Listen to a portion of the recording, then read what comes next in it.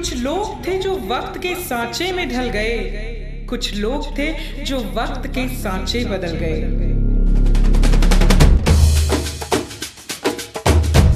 हिंदुस्तान की तारीख में 1947 का साल वो लम्हा था जब एक नए इंकलाब, एक नई सोच, नए माहौल और एक नए जोश में पूरा हिंदुस्तान सराबोर था। इस खुशनुमा माहौल में जश्न आज़ादी से तकरीबन 3 महीने पहले 30 जून 1947 को उत्तराखंड मसूरी की हसीन वादियों के बीच एक तालीम याफ्ता खानदान में पैदा हुई एक रोशनी जिसका नाम था अतिया।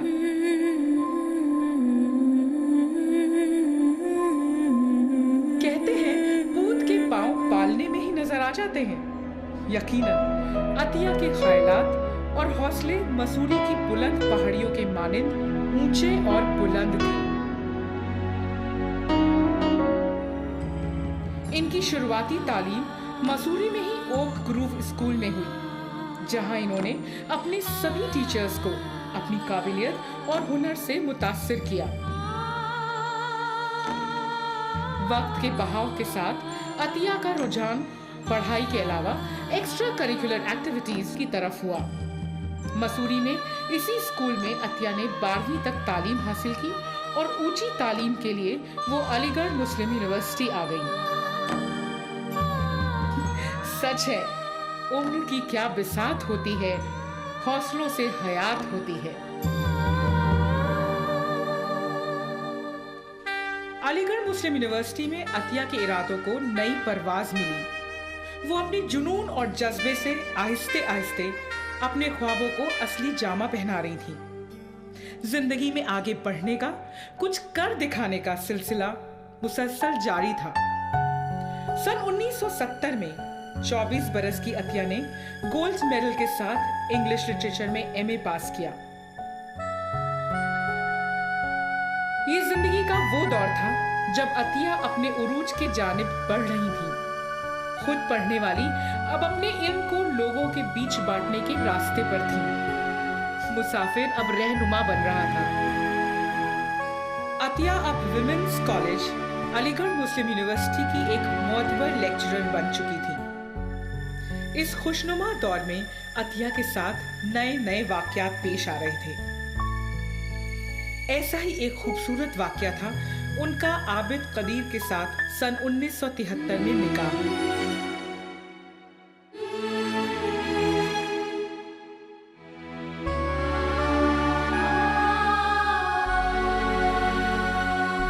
एक तेरा साथ, एक हम ख्याल का साथ मिलने पर अतिया के ख्वाबों और हौसलों को और परवाज मिली। जिंदगी का सफर नए रास्तों की ओर मुड़ गया। बुलंद इरादों का आसमान अब और वसी हो रहा था। सन 1975 में अतिया आबिद कदीर अपने शौहर के साथ रिवर स्टेट यूनिवर्सिटी नाइजीरिया गईं, जहां इन्होंने लेक्चरर के ओहदे पर काम करना शुरू किया। नेक नियत, नेक ख्याल और काबिल अतिया पर खुदा की मेहरबानियां जारी थी। नाइजीरिया में ही इनको मिला वो ऊंचा मुकाम जिसके लिए हर औरत मुंतजिर रहती है। हाँ, ये मुकाम था जहां इन्हें माँ का रुतबा मिला। 1975 में अतिया को पहली बार माँ कहने वाला हामिद इनकी गोद में था।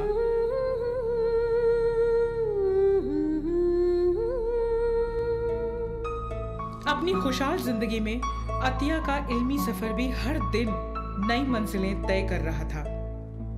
नाइजीरिया में रिहाइश के आखिरी वक्त में अतिया को परवरदिगार ने दूसरे बेटे सलमान से नवाजा। करीब 12 साल बाद अतिया अपने वतन हिंदुस्तान लौट आई और मसूरी के वाइनबर्ग एलन स्कूल में पढ़ाने लगी। 1990 में अतिया ने वापस अलीगढ़ मुस्लिम यूनिवर्सिटी के विमेंस कॉलेज को बतौर लेक्चरर ज्वाइन किया। इसके साथ ही साथ यहीं से एमफिल और अंग्रेजी में पीएचडी डिग्री भी हासिल की। इनकी मुसलसल तालीमी चाहत जिंदगी में हर पल कुछ नया करते रहने को बयान करती है। हम तो दरिया हैं, हमें अपना हुनर मालूम है, जिस तरफ भी चल पड़ेंगे रास्ता हो जाएगा। अतिया इल्म और इंसानियत का वो दरिया थी जिस तरफ भी बढ़ी रोशन ख्याली से लोगों को मालामाल करती गईं। एक इंसान अपने कामों से अपने साथ साथ पूरे माशरे का भला करता है और उसको रास्ता दिखाता है। अतिया एक ऐसी ही अजीम रहनुमा थी। लेक्चरशिप के साथ ही अपने कलम से भी अतिया ने कमाल दिखाना शुरू किया। माशरे को तालीम याफ्ता करने के लिए इन्होंने कई तसानीफ और किताबें लिखी।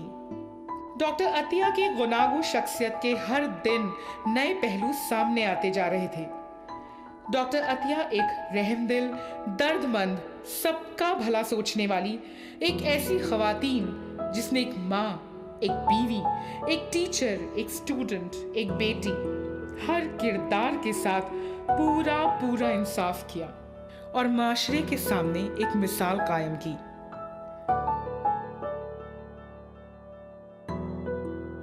डॉक्टर अतिया ने तमाम देश दुनिया में घुमा, उसे जाना, समझा, जिंदगी के हर पहलू को अपनी कलम के जरिए कागज पर उतारा।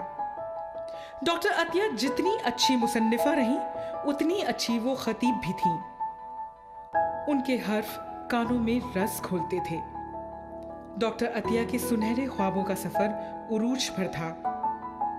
डॉक्टर अतिया को बेटों का प्यार तो मिला, लेकिन डॉक्टर अतिया एक बेटी के प्यार से महरूम थी। लेकिन खुदा की खुदाई देखिए, डॉक्टर अतिया को हामिद की पत्नी शीबा के रूप में बहू के साथ अपनी माँ का पूरा ख्याल रखने वाली एक बेटी भी मिली। डॉक्टर अतिया ने अपनी जिंदगी के हर पल को जिंदा दिली और पूरे पुरखुलूस अंदाज में जिया। जिंदगी के हर मोड़ से गुजरी। इनकी पूरी जिंदगी तालीमी कारकर्दगियां, क्रिएटिविटी और सोशल एक्टिविटीज पर मुनहसिर रही। वो जिंदगी भर अपने तर्जुबात की चमक से अपने तलबा और अपने चाहने वालों की जिंदगी रोशन करती रही। अतिया की पूरी जिंदगी खुशहाल थी, भरा पूरा खानदान था।